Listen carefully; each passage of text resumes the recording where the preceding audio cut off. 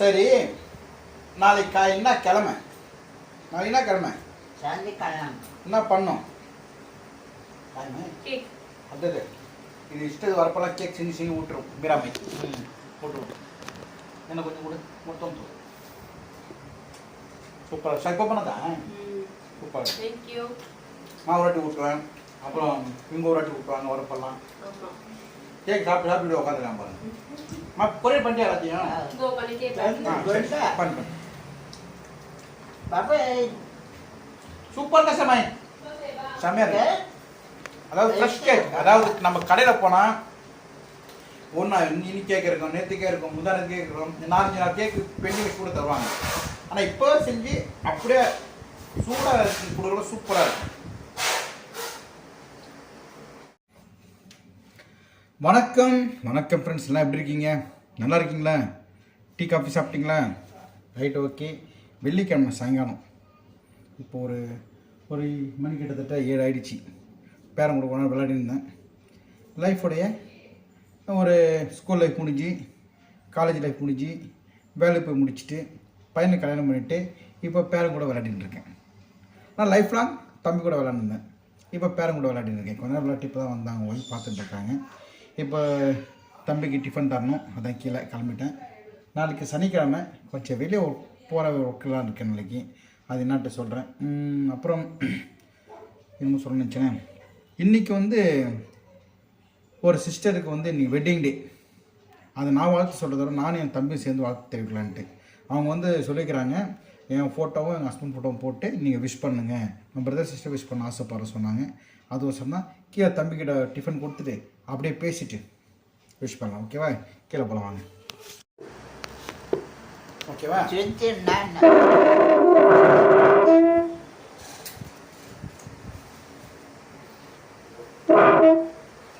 இன்னைக்கு இங்க வேற கல்யாணம். பேர் என்ன சொன்னேன்? கல்யாணி சரவணன். கல்யாணி சரவணன் நாங்க பார்த்து சரி, ஓகே. அவங்க போட்டோ நான் இதில் போடுறேன். சொல்லு. கல்யாணி ஆனி சொல்லு. Kalyani Saravanan. Happy wedding day. ஹாப்பியா இருங்க, சந்தோஷமா இருங்க. அவர் தள்ள கை காசு. அவங்க மலேசியாவில் இருக்காங்க, பெஹான் இடத்துல. ஆசீர்வாதம் பண்ண நல்லா இருக்கு சொல்லு. நல்லா இருக்கு சொல்லு. மலேசியால பெஹான் என்ற இடத்துல இருக்காங்க. ரொம்ப சந்தோஷம். நானும் மலேசியா வந்தேன்.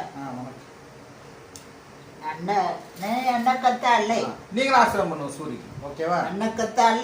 சரி சரி, ஓகே ஓகே. அவங்க சாப்பிட சொல்லலாமா? முட்டை ஏக்கு. சரி, அவங்க குடிக்கலாம் உங்களுக்கு. எனக்கு தலை. சரி, எனக்கு முட்டை ஏக்கு. தொந்துக்க வாங்க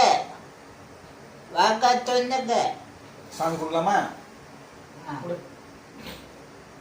மூட்டை சாமி தொந்துக்க, அம்பல்ல தொந்துக்க, கண்ண சாமி தொந்துக்க. கொடுத்தா சார். அடுத்து தந்தை தொந்துக்க, சண்ட தொந்துக்க. உண்ண உணவும் நீரும் தினம் தந்த தெய்வமே, என்றும் உமக்கே நாம் நன்றி சொல்லுவோம். அப்புறம் காயத்ரி சிஸ்டர் நேற்று ஃபேன் கொடுத்தாங்க, சொன்னேன் அவங்ககிட்ட. ஒரு ஃபேன் உடஞ்சிச்சு சொன்னேன். நான் டீ நாள் போயிட்டு அவங்க அந்த ஃபேனை கொடுத்தாங்க. அந்த ஃபேன் உள்ள காயத்ரி சிஸ்டர் தேங்க்ஸ். ஒரு குட்டி ஃபேன். ஓகேவா? அப்புறம் அமெரிக்கா இருக்காரு மோகன். சொல்லு. மோகன் சொல்லு. நல்லா இருக்கு கேளு. உன்னை ரொம்ப கேட்டார் அவரு. கேளு. மோகன். மோகன் சார். மோகன் சார். மோகன் சார்.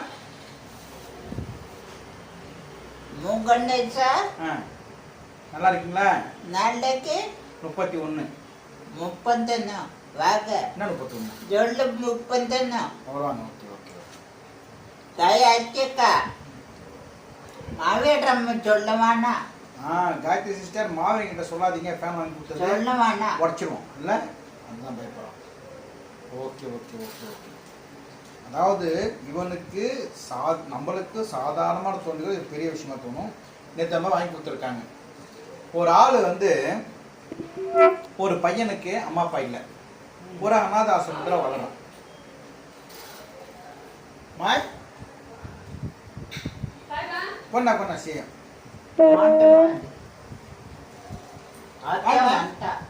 கொரியர் வரைய கொரியர் கொரியர்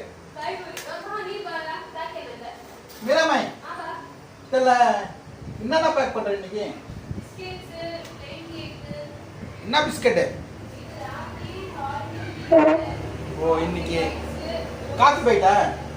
சரி சரி முஷ்டா இன்னைக்கு கொரியர் போது போடுறது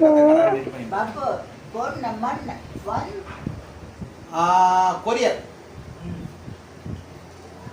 ஒரு அம்மா ஆச்சு, ஒரு பையன் வந்து அநாத ஆசிரமத்தில் இருக்கான். அப்பா இல்லை அம்மா இல்லை.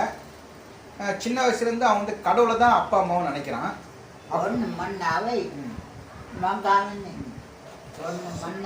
கடவுளை தான் அப்பா அம்மாவும் நினைக்கிறான். அப்படி நினச்சி வளர்ந்துட்டே இருக்கிறப்போ அந்த ஆசிரமத்தில் நல்லா படிக்கிறான். கடவுளை அம்மா அப்பாவும் நினைக்கிறான். டெய்லி இது மாதிரி கடவுளை கும்பிடுவான். அப்பப்போ ஒரு கனவு வரும் அவனுக்கு. ஒரு மணல் பாங்கான இடத்துல கடவுளும் அவன் நடந்து போகிற மாதிரி அந்த காலடிக்கோடு தெரியும்.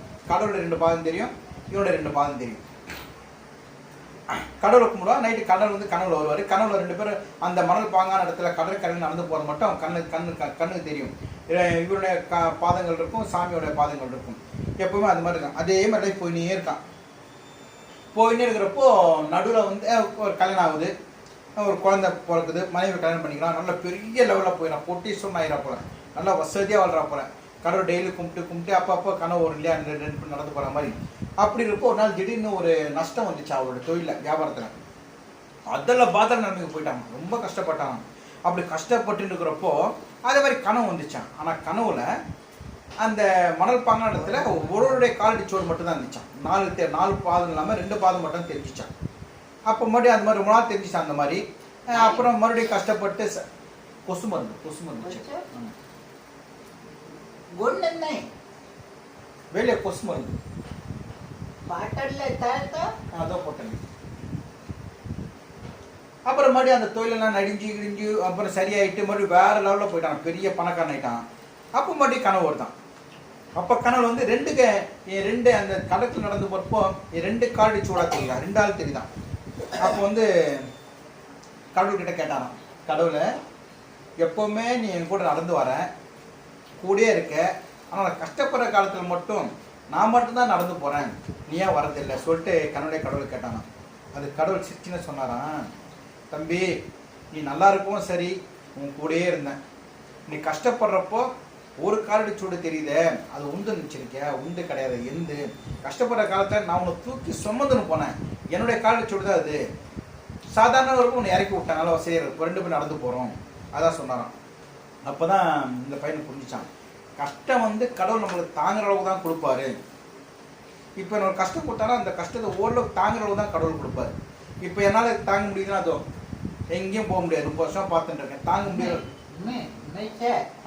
சூரிய இருக்காங்க, எனக்கு சப்போர்ட் யாரு?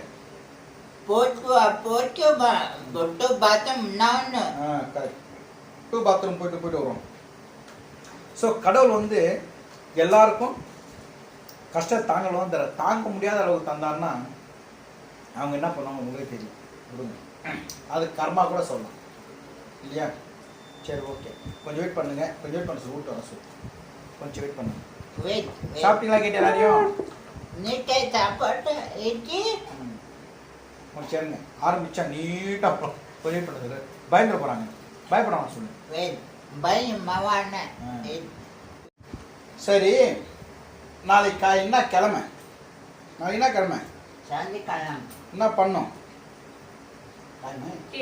அது இது இஷ்டது வரப்பெல்லாம் கேக் செஞ்சு விட்டுரும். மீராமை போட்டு விட்டு என்ன கொஞ்சம் கூட மொத்தம் சூப்பராக சைப்போ பண்ணதான் சூப்பராக. நான் ஒரு வாட்டி விட்டுவேன், அப்புறம் இவங்க ஒரு வாட்டி விட்டுவாங்க வரப்பெல்லாம். கேக் சாப்பிட்டு உட்காந்துக்கலாம் பாருங்க. பொரியல் பண்ணிட்டு எல்லாத்தையும்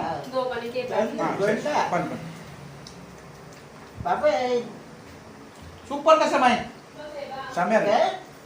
அதாவது ஃப்ரெஷ் கேக், அதாவது நம்ம கடையில் போனால் ஒன்றா இன்னி கேக் இருக்கும், நேற்று கேக் இருக்கும், முந்தானத்து கேக் இருக்கும், 4-5 நாள் கேக்கு பெண்டிங் வச்சு கூட தருவாங்க. ஆனால் இப்போ செஞ்சு அப்படியே சூடாக இருக்கு, கொடுக்குற சூப்பராக இருக்கு.